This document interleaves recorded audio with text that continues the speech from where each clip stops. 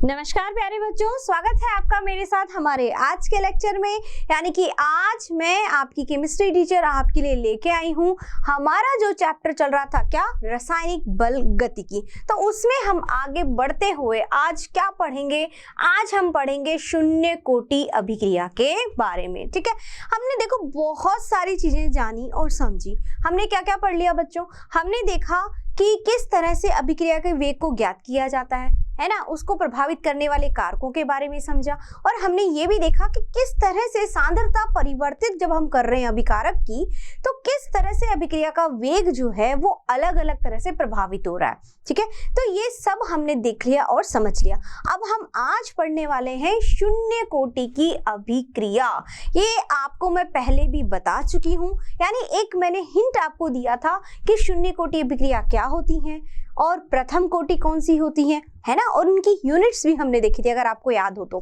ठीक है, तो आज हम क्या पढ़ेंगे? आज हम पढ़ेंगे शून्य कोटि अभिक्रिया को पूरा विस्तार से या डिटेल से आज हम इसके बारे में जानेंगे, और इसके लिए आज हम समीकरण भी बनाएंगे। ठीक है बच्चों, तो चलिए आज हम शुरुआत करते हैं किसकी? शून्य कोटि अभिक्रिया की। देखो हम क्या पढ़ रहे हैं, हम देख रहे हैं कि कोई भी अभिकारक जब क्रिया कर रहे हैं तो क्या बन रहा है, एक प्रोडक्ट बन रहा है, एक उत्पाद बन रहा है। ठीक है, तो वहां पर अभिक्रिया धीरे हो रही है या तेज हो रही है, वही हमने अभिक्रिया का वेग देखा था। ठीक है, यही समझा था हमने। देखो यानी कि यहाँ पर कोई R हमारे पास में क्या है, R हमारे पास में है अभिकारक। ठीक है, यह अभिकारक क्या बनाता है, एक प्रोडक्ट बनाता है, उत्पाद बनाता है। ठीक है, यानी कि ये हमारा क्या है बच्चों, अभिकारक। अभिकारक, ठीक है, और ये अभिकारक क्या बना रहा है, ये बना रहा है उत्पाद। अभिकारक से क्या बन रहा है, उत्पाद बन रहा है। ठीक है, क्लियर? अब हमने क्या पढ़ा, हमने निकाला था अभिक्रिया का वेग। वेग बराबर, यानी कि वेग बराबर, हमने जो वेग नियम में वेग नियम व्यंजक निकाला था वो क्या था, वेग बराबर के आर की पावर n, यही था, है ना।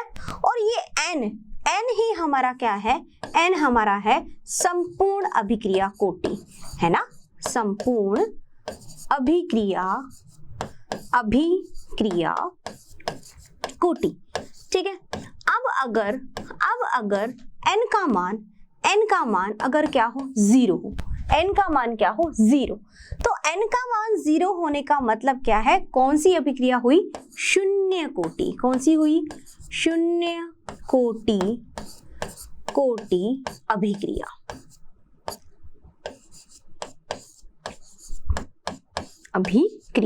ठीक है, अब देखो इसको कैसे प्रदर्शित करेंगे, इसको ऐसे करेंगे ना, ROR या वेग बराबर के R की पावर 0।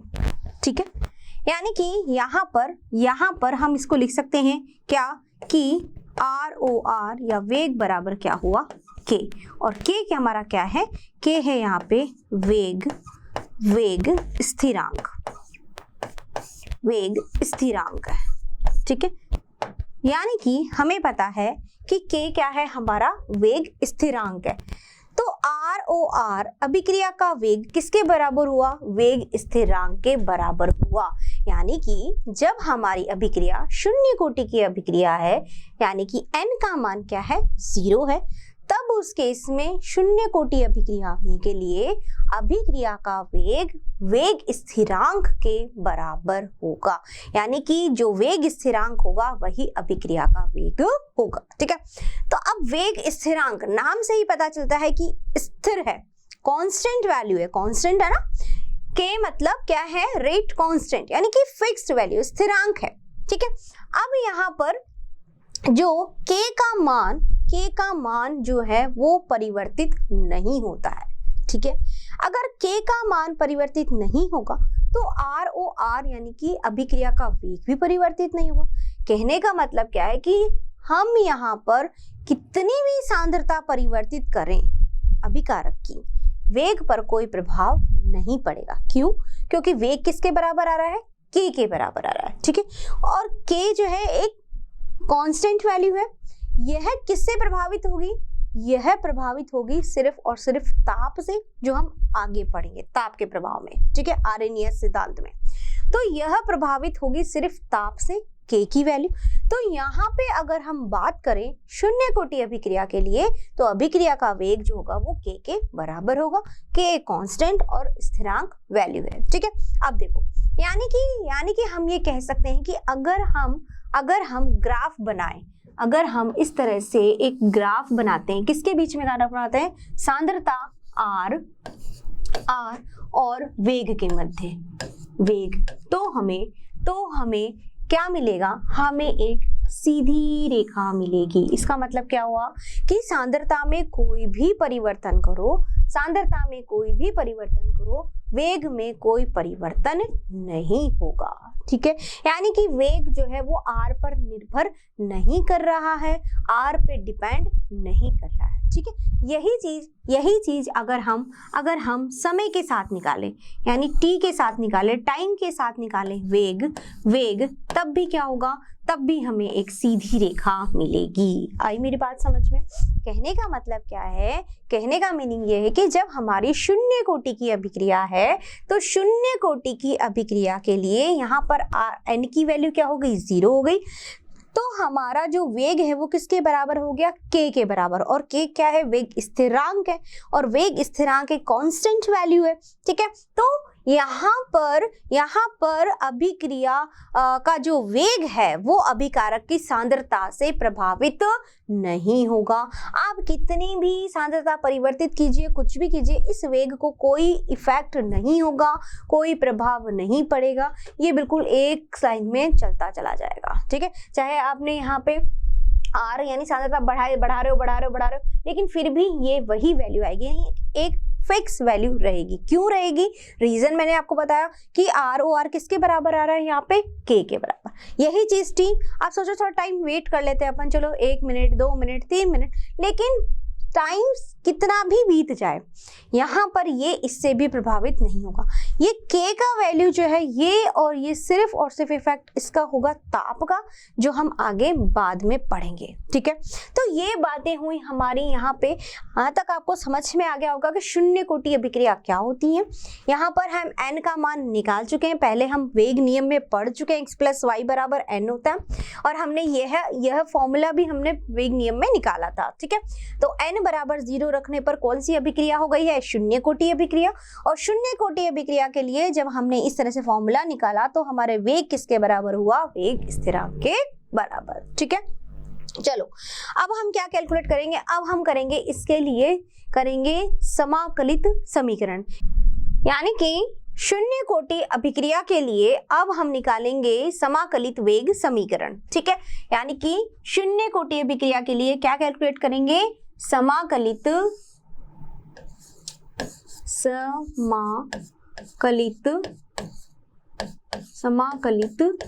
वेग समीकरण।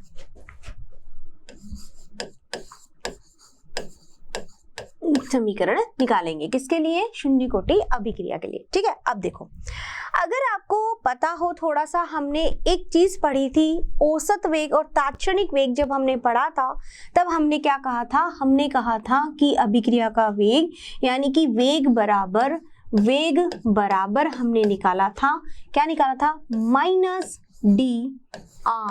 -dr अपॉन dt, ठीक है। और निकाला था हमने प्लस का dp अपॉन dt, ठीक है। ये हमने कब किया था, हमारे फर्स्ट लेक्चर में ही हमने इसको पढ़ा था, ठीक है। यानी कि वेग बराबर है -dr अपॉन dt। रिएक्टेंट लेंगे, जब क्रियाकारक लेंगे तो उसके लिए हमने माइनस लिया था। क्यों लिया था, क्योंकि अभिकारक की सांद्रता जो होती है वो धीरे धीरे कम होती है, तो इसके लिए हमने यहाँ क्या रखा था, माइनस, ठीक है। उत्पाद की बढ़ती इसके लिए प्लस, ठीक है। अब देखो, ये हमने मान लिया, ये हमारा है समीकरण 1, ठीक है। नेक्स्ट हमने अभी क्या कैलकुलेट किया, अभी हमने क्या निकाला है, अभी हमने निकाला है वेग बराबर K R की पावर n, ठीक है। और हमें पता है कि n बराबर 0 है, तो वेग बराबर क्या हुआ, K आर 0, दैट मीन्स कि वेग बराबर के हुआ। ठीक है, ये हो गया हमारा दूसरा इक्वेशन। ठीक है, अब समीकरण 1 और समीकरण 2, समीकरण 2 का मान समीकरण नंबर 1, यानी कि यहाँ पे हम इसकी वैल्यू रख सकते हैं। वेग बराबर क्या आ रहा है के, तो ये के का मान हम यहाँ रख सकते हैं कि नहीं। चलिए, मान रखने पर ये रखो। ठीक है, ये के हमने ये पुट किया तो यहाँ लिख दिए समीकरण 1 व 2 से क्या मिला हमको, समीकरण 1 और 2 से के बराबर minus D R upon D T. ठीक है, अब मैं इसको कैसे लिख सकती हूँ, इस तरह से डी आर बराबर माइनस के डी टी। ठीक है, क्या मिल गया, समीकरण 3 मिल गया। ठीक है, अब इस समीकरण का हम क्या लेंगे, समाकलन। ठीक है, अब लिखो समीकरण 3 का समाकलन करने पर क्या होगा इसका समाकलन। देखो, इसका समाकलन करने से पहले एक चीज मैं आपको बताना चाहूंगी। क्या हमने देखा कि जब t बराबर 0 था, t बराबर क्या था, 0, यानी कि जब अभिक्रिया जस्ट शुरू हुई है, स्टार्ट हुई है, उस टाइमिंग पर t क्या था, 0। उस जीरो पर अभिकारक R की जो सांद्रता थी वो क्या थी, वो थी मेरी R0। क्या थी, R0।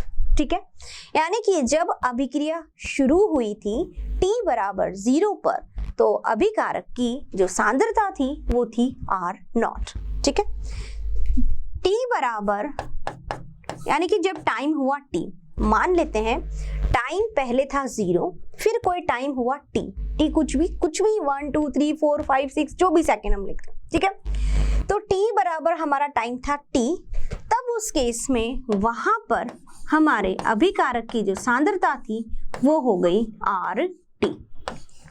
ठीक है, क्लियर।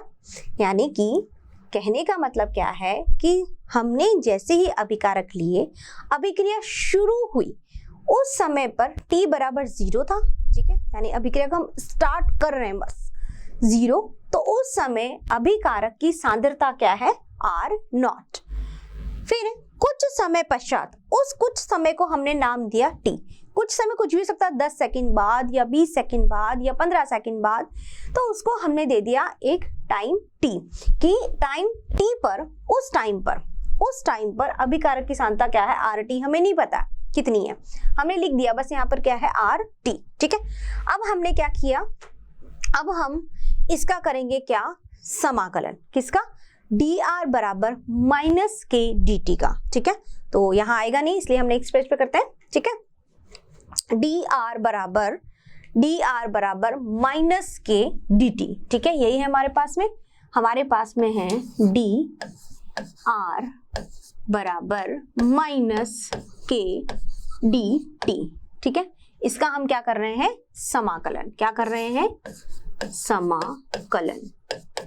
ठीक है, चलिए अब किसका कर रहे हैं, dr का समाकलन कर रहे हैं। ठीक है, किसका कर रहे हैं, dr का समाकलन कर रहे हैं। ठीक है, तो अब इसके लिए लिमिट्स लेनी पड़ेगी। अब यहाँ पर जब हमने r के लिए जब लिमिट्स ली, हमने कहा स्टार्टिंग में क्या था, यानी कि r, समाकलन किसका होगा, r का। किसका होगा, r का। ठीक है, तो d के साथ जो वैल्यू होगी, यानी r जो है, तो समाकलन किसका होगा, r का। ठीक है, तो पहले स्टार्टिंग में जब अभिक्रिया शुरू होने वाली थी, उस समय इसकी सांद्रता क्या थी, मेरी R0। ठीक है, फिर कुछ समय पश्चात क्या हो गई, RT। क्या हो गई, RT। ठीक है, नेक्स्ट समाकलन किसका है, माइनस के dt।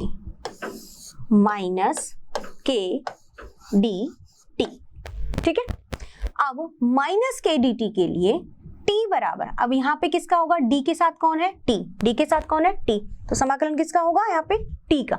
लिमिट्स किसके लिए आएंगी, टी के लिए। तो टी पहले क्या था 0, फिर क्या हो गया, कोई समय कोई टाइम टी हो गया है, टाइम क्या हो गया टी, ठीक है। टी का मतलब है यहाँ पे टाइम, और यहाँ जो टी है उसका मतलब है कुछ भी 10 सेकंड 20 सेकंड 15 सेकंड जो भी हम टाइम ले रहे हैं, ठीक है। तो 0 से लेकर टी तक।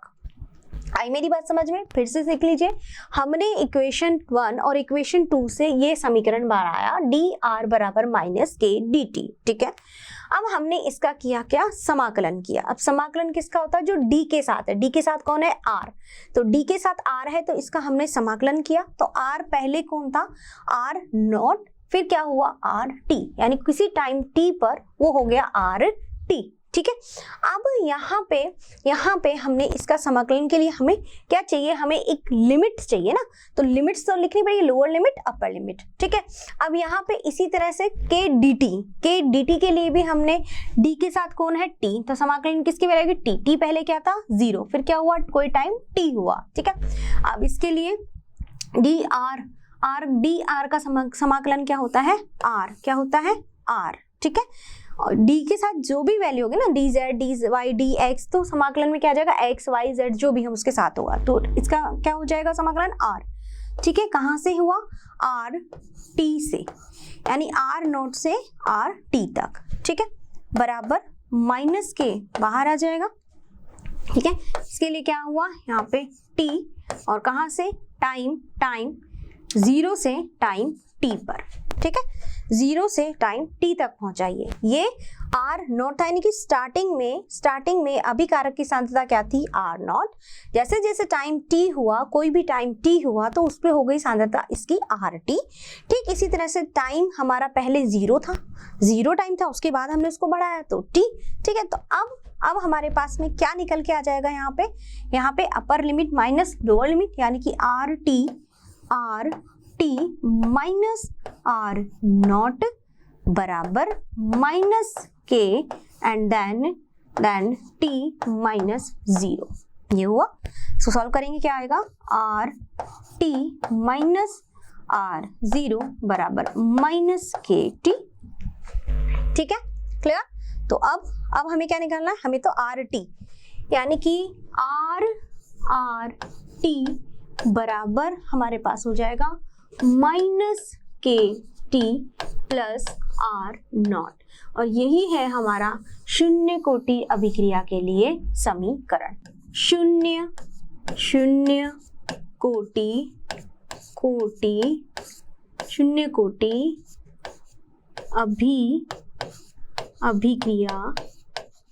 अभिक्रिया समीकरण,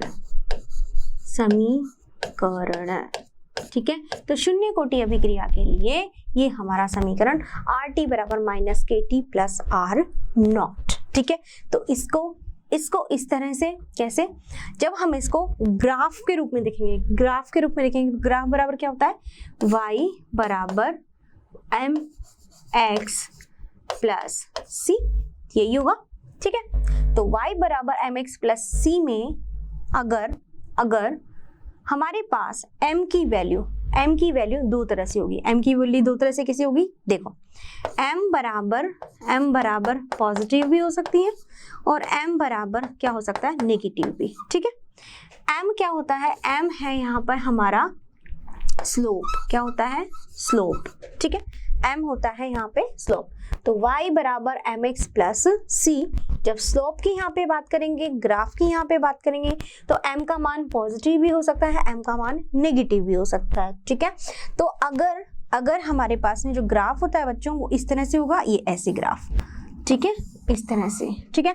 अगर हमारे पास में यहाँ पे y आता है, यहाँ x होगा, ठीक है, यहाँ पे ये ले y, और इसको आगे बढ़ा देते हैं, ये हमारा x, ठीक है, ये y, ये नीचे ये x, ठीक है। यहाँ पे स्लोप ये हमारा y हो गया, ये x हो गया। अब क्या बच गया हमारे पास में, m क्या है हमारा स्लोप, c से ग्राफ शुरू होता है, यहाँ से c से ग्राफ शुरू होता है, ये पॉइंट C, ठीक है। अगर y हमारा क्या है, पॉजिटिव, पॉजिटिव, अगर पॉजिटिव है तब उस केस में स्लोप जाएगा हमारा ऊपर की तरफ, ठीक है। और अगर हमारे पास में नेगेटिव है तो स्लोप जाएगा हमारा नीचे की तरफ। तब यहाँ पे ये हमारा बनेगा theta, theta that is tan theta, ठीक है। और यहाँ पे इस तरह से जाएगा, ये यहाँ पे ये क्या बन जाएगा tan थीटा, ठीक है, क्लियर। तो इस तरह से शून्य कोटि अभिक्रिया के लिए हमने क्या निकाला, हमने शून्य कोटि अभिक्रिया के लिए समाकलित वेग समीकरण निकाल दिया। ये हमारा समाकलित वेग समीकरण निकल गया। हमें इसका पता RT बराबर minus KT plus R not शून्य कोटि अभिक्रिया का समीकरण है। अब इसको इससे कंपेयर करेंगे, यानी कि y बराबर mx प्लस c, इससे हम क्या निकाल सकते हैं, ग्राफ में m क्या है, m स्लोप है। m स्लोप जो है वो पॉजिटिव भी हो सकता है और नेगेटिव भी हो सकता है। कब होगा, अगर पॉजिटिव होगा, ये पॉजिटिव वाला केस है, ये नेगेटिव वाला केस है, ठीक है। ये पॉजिटिव वाला केस, तो पॉजिटिव वाले केस में हमने देखा कि स्लोप कहाँ जाएगा, ऊपर की तरफ, ठीक है। और जब नेगेटिव होगा तो स्लोप कहाँ जाएगा, नीचे की तरफ। और ये क्या बनेगा, ये tan थीटा, तो स्लोप m बराबर क्या होगा, tan थीटा, ठीक है। तो ये सारी बातें हुई हमारी शून्य कोटि अभिक्रिया के लिए समाकलित वेग समीकरण की। अब हम ग्राफ देखेंगे इससे रिलेटेड, यानी कि RT बराबर minus KT plus R not, ठीक है। तो RT बराबर हमारे पास क्या है, RT बराबर minus KT plus R not, ठीक है। अब इसके लिए समीकरण देखते हैं, क्या है हमारा, y बराबर mx प्लस c, तो यहाँ m क्या है हमारा, माइनस में आ रहा है, ठीक है। ये r हो गया, ये r हो गया, ठीक है। और यहाँ पे ये k, ये m, ये हमारा हो गया यहाँ पे x की वैल्यू ये t, और ये c हो गया r नॉट, ठीक है, क्लियर। अब ग्राफ कैसा होगा इसका, देखो इसका ग्राफ होगा इस तरह से, ग्राफ बनाया हमने, यहाँ पे ऊपर क्या आएगा हमारा y क्या है, RT, ठीक है, इस तरह से। यहाँ पे नीचे x क्या है, टाइम t, ठीक है। शुरू कहाँ से होगा, R नॉट से, ये रहा हमारा R नॉट, ठीक है। अब m की वैल्यू क्या है, नेगेटिव है, तो स्लोप कहाँ जाएगा, स्लोप जाएगा मेरा यहाँ से नीचे की तरफ, ठीक है। इसको ऐसे बढ़ा देते हैं, इस तरह से स्लोप कहाँ जाएगा, नीचे की तरफ। ये क्या बन गया, theta that is tan theta, यानी tan थीटा क्या है, ये जो स्लोप है ये tan थीटा, ये बराबर क्या हुआ, ये बराबर हुआ किसके, माइनस के, यानी माइनस के, यहाँ पर माइनस m, ठीक है। तो माइनस के बराबर माइनस m बराबर क्या हुआ, tan थीटा। यानी कि जब हमने ये ग्राफ देखा RT बराबर minus KT plus R not, ठीक है, तो y बराबर RT, हमने y रख दिया, x बराबर t, ये t रख दिया, m हमारा माइनस में दिया, माइनस की वैल्यू m है, ये माइनस का m है, और R नॉट यानी कि C यहाँ से स्टार्ट हुआ, तो m माइनस है, तो इसका मतलब कहाँ जाएगा, सब नीचे की तरफ जाएगा।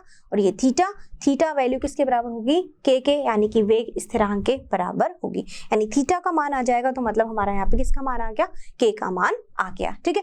तो ये सारी बातें हुई हमारे किसके लिए, ये बातें हुई हमारी शून्य कोटि अभिक्रिया के लिए। तो मैं आशा करती हूँ आपको बहुत अच्छे से समझ में आया होगा जो भी मैंने आपको आज बताया।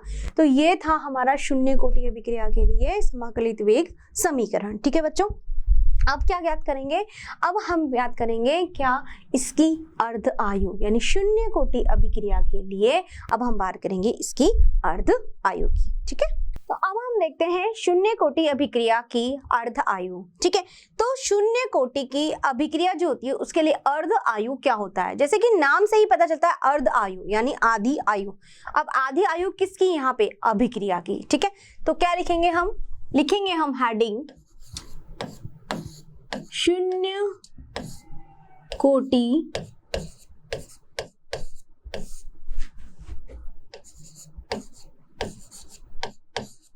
अभिक्रिया की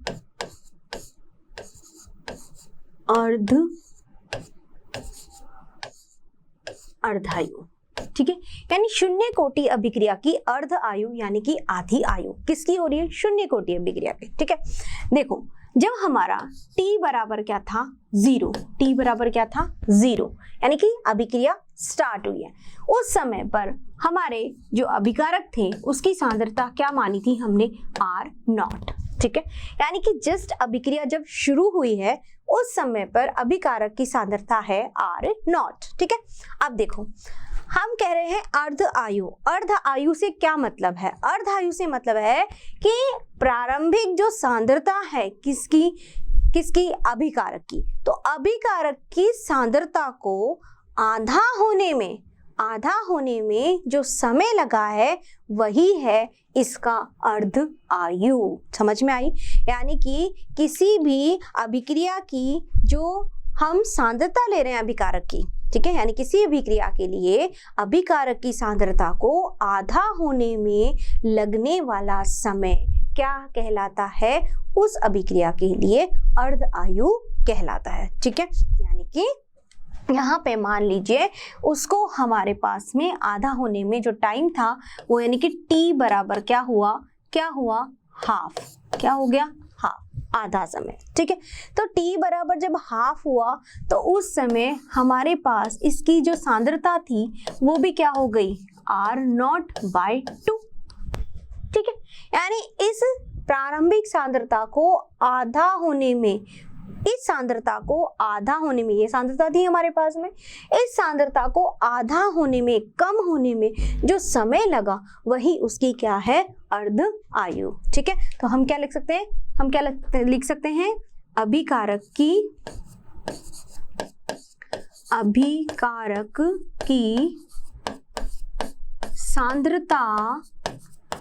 सांद्रता को आधा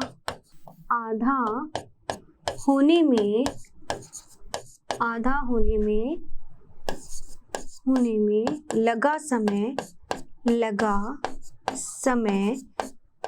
समय क्या कहलाता है, लगा समय अर्धायु कहलाता है, अर्धायु कहलाता है। यानी कि किसी भी अभिक्रिया के लिए अभिकारक की सांद्रता को आधा होने में जो भी समय लगता है वह उस अभिक्रिया के लिए उसका अर्धायु काल कहलाता है। ठीक है, तो किसी भी अभिक्रिया के लिए सांद्रता को आधा होने में लगा समय क्या है, उसका अर्धायु। यही देखा, यानी t बराबर जब 0 था तो R0, और जब इसकी सांद्रता आधी हो गई हमने माना t बराबर हाफ समय वहां पर हमारा लगा। ठीक है, चलो अब हमने समीकरण क्या निकाला था, अभी कुछ देर पहले ही हमने निकाला, क्या निकाला, हमने निकाला था समीकरण RT बराबर माइनस KT प्लस R0, यही निकाला, RT बराबर माइनस KT प्लस R0। तो हम इसको ऐसे लिख सकते हैं, कैसे, KT बराबर क्या हो जाएगा, R0 माइनस RT। ठीक है, तो T बराबर क्योंकि टाइम निकाला है हमें हाफ, तो क्या हो जाएगा R0 minus RT upon K, ये हो गया। ठीक है, यानी कि हमने निकाला था अभी जो एक समीकरण निकाला था हमने शून्य कोटि के लिए, यही समीकरण था, RT बराबर माइनस KT प्लस R0। तो KT अगर यहाँ आ गया तो प्लस का हो जाएगा, क्या हो जाएगा R0, ये इधर आ जाएगा माइनस RT, तो T बराबर R0 minus RT upon K। अब हमारे पास में T कितना है, हाफ, T कितना है हाफ, तो T हाफ के लिए हमारे पास क्या हो जाएगा R0 माइनस T हाफ पर हमारा RT क्या था हमारा, T हाफ पर हमारा जो RT है, यानी कि ये RT R0/2, यानी ये जो RT है T बराबर टाइम पर ये क्या हो गया R0/2, तो क्या लिखेंगे R0/2 अपॉन K, यही होगा। ठीक है, फिर से समझ लीजिए, ये हमारा समीकरण हमने निकाल लिया था। ठीक है। शून्य कोटि अभिक्रिया के लिए ये हमने समीकरण निकाला था अभी, ठीक है। अब इसमें हमने KT बाहर लिया, R0 माइनस RT हो गया। T बराबर, क्योंकि हमें हाफ लाइफ टाइम निकालना है ना, अर्धायु तो निकालनी है, यानी कि आधी अभिक्रिया होगी, आधी सांद्रता जो है वो उत्पाद में बदल चुकी है, तो अभिकारक जो है उसकी आधी जो सांद्रता चेंज हो गई, यानी आधी सांद्रता जो है वो खत्म हो चुकी है, तो उसके लिए जो टाइम लगा वही हमारा है अर्धायु। तो वही हमें टाइम ही तो कैलकुलेट करना है, टी ही तो कैलकुलेट करना है, तो टी बराबर R0 minus RT upon K। तो यहाँ पे हमने टी हाफ के लिए, अब टी किसके लिए करना, अर्धायु के लिए। तो अर्धायु के लिए जब हमने अर्धायु लिया तब उस समय हमारे अभिकारक की सांद्रता कितनी हो गई, R2, प्रारंभिक से आधी हो गई, यानी R0 बाय 2, तो R0 बाय 2 हाफ हो गई। अब इसको सॉल्व करेंगे तो क्या आ जाएगा हमारे पास में, T हाफ बराबर R0 बाय 2 अपॉन K, यही आएगा। इसको सॉल्व करेंगे तो क्या बन जाएगा, T हाफ बराबर R0 अपॉन 2K। तो ये हमारा निकल गया फॉर्मूला किसके लिए, T हाफ के लिए, यानी कि हाफ लाइफ टाइम के लिए हमारे पास में R0 अपॉन 2K। तो ये हो गया हमारा शून्य कोटि अभिक्रिया की अर्धायु। समझ में आई? अर्धायु का मतलब जो हमने प्रारंभिक सांद्रता ली थी अभिकारक की, उस सांद्रता को आधा होने में जो समय लगा है वही हमारा है उस अभिक्रिया, यानी शून्य कोटि अभिक्रिया के लिए उसका अर्धायु काल। और अर्धायु काल हमने क्या निकाला, RT minus KT upon R0, ये हमें निकाल चुके हैं पहले से ही। और इसकी हमने इस तरह से हमें T निकालना है, यानी यही तो निकालना है हाफ लाइफ टाइम। तो इसके लिए हमने क्या निकाला, समीकरण इस तरह से निकाल लिया, R0 minus R0 by 2 upon K, तो T हाफ बराबर R0 अपॉन 2K, ये हमारे क्या निकला, R0 बटे में 2K, क्या हो गया, हाफ लाइफ टाइम। ठीक है बच्चों, चलिए अब शून्य कोटि अभिक्रिया के लिए संपूर्ण जीवन काल निकालना, यानी कि कोई अभिक्रिया को पूरा कंप्लीट होने में कितना समय निकालेगा वो हमें निकालना है, यानी कि कंप्लीट लाइफ टाइम। तो क्या होगा, ठीक है, तो देखो शून्य कोटि अभिक्रिया के लिए संपूर्ण जीवन काल, ठीक है, तो शून्य कोटि अभिक्रिया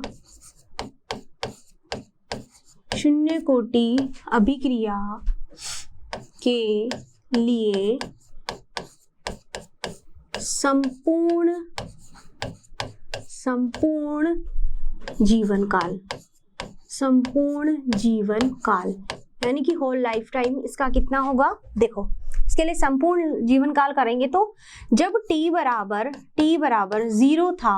0 था तो अभिकारक की हमारी सांद्रता क्या थी बच्चों, R0, ठीक है। अब जब t बराबर क्या हो गया, कंप्लीट लाइफ टाइम, क्या हो गया, संपूर्ण जीवन काल, यानी कि लाइफ टाइम, ठीक है, या फिर हम कह सकते हैं LT, क्या लिख सकते हैं, T बराबर या फिर T बराबर LT, ठीक है, यानी पूरा संपूर्ण लाइफ टाइम के लिए R अभिकारक की सांद्रता क्या हो जाएगी, 0। देखो क्या मतलब हुआ इसका मतलब ये हुआ अभिक्रिया हो रही है, धीरे धीरे जो टाइम बीतता चला जाएगा पूरी संपूर्ण अभिक्रिया हो चुकी है, आपके पास में उत्पाद बन चुका है, तो क्या रह जाएगी उस समय, अभिकारक की सांद्रता 0। अभिकारक की सांद्रता क्या हो गई है, 0, यानी कि अब अभिकारक की सांद्रता 0 होने का मतलब है कि आपके पास में उत्पाद बन चुका है, प्रोडक्ट बन चुका है, ठीक है। उस समय जो समय होगा उसको बोला जाएगा संपूर्ण जीवन काल, यानी उस शून्य कोटि अभिक्रिया के लिए वो जो टाइम होगा वो टाइम कहलाएगा उसका संपूर्ण जीवन काल, यानी कि उस टाइम पर अभिक्रिया पूर्ण हो चुकी है, मतलब कि अभिकारक की सांद्रता क्या हो गई है, 0, ठीक है। तब इसके लिए हम क्या समीकरण निकालेंगे, देखो जो भी हमने निकाला था, क्या निकाला, RT बराबर माइनस KT प्लस R0, यही निकाला शून्य कोटि अभिक्रिया के लिए समीकरण। तो KT बराबर क्या हो जाएगा, R0 माइनस आर टी। ठीक है, तो टी टाइम बराबर क्या हो गया, r naught minus r t upon k. ठीक है, अब टी बराबर एल टी यानी पूर्ण होल इसकी प्रोसेस के लिए यानी कि पूरे संपूर्ण जीवन काल के लिए यानी कि टी बराबर एल टी। ठीक है, बराबर क्या होगा, देखो r naught minus r t. अब यहाँ पे टाइम टी पर कुछ और टाइम संपूर्ण बीत चुका है, तब उस समय पे हमारा जो आर टी है ये क्या आ रहा है, जीरो। क्या आ रहा है, जीरो, यानी पूरी अभिक्रिया हो चुकी है। कंप्लीट अभिक्रिया होने पर जो हमारे पास में उत्पाद बन गया है तो अभिकारक की सांद्रता क्या हो गई है, जीरो। तो r naught minus zero upon k, तो टी एल टी बराबर क्या हो जाएगा, आर नॉट अपॉन के। ये हो गया इसका संपूर्ण जीवन काल। ठीक है, तो ये संपूर्ण जीवन काल कैसे हुआ, ये कोई अभिक्रिया है, कोई अभिक्रिया यहाँ से यहाँ तक में आधी हो गई, फिर यहाँ से यहाँ तक में पूरी हो गई, तो यहाँ से यहाँ तक में भी टाइम कितना लगा हमारा, आर नॉट बाई टू, और यहाँ भी लगा आर नॉट बाई टू, और हमारी पूरी कंप्लीट अभिक्रिया यहाँ पे हो गई है। यानी आधी अभिक्रिया यहाँ हुई, ये आधी जो बची वो भी इसका अर्धायु, दोनों को मिला करके आर नॉट बाय के, यानी कि हमारे लिए यहाँ पर संपूर्ण अभिक्रिया के लिए जो समय निकला, ये जीवन काल जो क्या हुआ, आर नॉट बाय के। समझ में आ गई मेरी बात। तो इस तरह से हमने देखा कि कोई जो अभिक्रिया शुरू हुई उसकी प्रारंभिक सांद्रता थी, जो उसकी आधी होने में, ये जो आधा होने में जो समय लगा था वो था हमारा टी हाफ, है ना, टी हाफ, और ये क्या है हमारा टी एल टी, यानी कि पूरा लाइफ टाइम इसका, जब ये पूरी संपूर्ण अभिक्रिया हो गई, ये पूरा लाइफ टाइम हो गया इसका यहाँ से यहाँ तक का। ठीक है, और यहाँ से यहाँ तक में भी इसका टी हाफ लगा, और यहाँ से आने में भी यहाँ पे इसको टी हाफ लगा। ठीक है, और ये संपूर्ण जीवन काल इस अभिक्रिया के लिए हो गया, यानी कि शून्य कोटि अभिक्रिया के लिए हो गया है। आगे मेरी बात समझ में। ठीक है, तो इस तरह से हमने शून्य कोटि अभिक्रिया के लिए अर्धायु निकाला। अर्धायु के बाद हमने इसका संपूर्ण जीवन काल निकाला। पूरी अभिक्रिया को होने में जो समय लगा है वो इसका संपूर्ण जीवन काल है। कैसे हमने निकाला, मान लीजिए उस टाइम टी पर, यानी कि अभिकारक की सांद्रता क्या हो गई है, जीरो हो गई है, फिर हमने वैल्यू यहाँ रखी तो हमारे पास क्या मिल गया, संपूर्ण लाइफ टाइम के लिए आर नॉट बाय के शून्य कोटि अभिक्रिया के लिए हमें प्राप्त हो गया है। आगे मेरी बात समझ में बच्चों। तो ये था हमारा आज का लेक्चर, यानी आज हमने देखा पूरी तरह से शून्य कोटि अभिक्रिया के बारे में हमने समझा कि शून्य कोटि अभिक्रिया क्या होती है। क्या होती है शून्य कोटि अभिक्रिया, n बराबर जीरो। n बराबर जीरो मतलब वहां पर आर वेग किसके बराबर हुआ, k के बराबर हुआ। ठीक है, यानी कि अभिकारक की सांद्रता का उस पर कोई प्रभाव नहीं पड़ता वेग पर, चाहे आप कम करो चाहे ज्यादा करो। क्यों, क्योंकि वेग किसके बराबर आ रहा है, k, और k एक क्या है, वेग कांस्टेंट, यानी रेट कांस्टेंट है, सॉरी वेग स्थिरांक है, रेट कांस्टेंट है। ठीक है, तो ये सारी बातें थी हमारी शून्य कोटि अभिक्रिया के लिए। इसके लिए हमने क्या निकाला, इसके लिए हमने एक समीकरण निकाला और हमने इसका अर्धायु और संपूर्ण जीवन काल भी देख लिया। ठीक है बच्चों, तो मैं समझती हूँ, आशा करती हूँ आपको बहुत अच्छे से समझ में आया होगा आज का लेक्चर। और फिर भी आपको लगता है थोड़ा सा भी डाउट, तो क्या करेंगे आप लोग डाउनलोड करेंगे मोशन लर्निंग ऐप, और वहां से आपको मिलेगी इसकी डीपीपी और सारी चीजें। ठीक है बच्चों, तो आज के लिए इतना ही। अब धन्यवाद दीजिए। धन्यवाद। आशा करता हूं हमारे टॉप एजुकेटर का यह लेक्चर आपको पसंद आया होगा।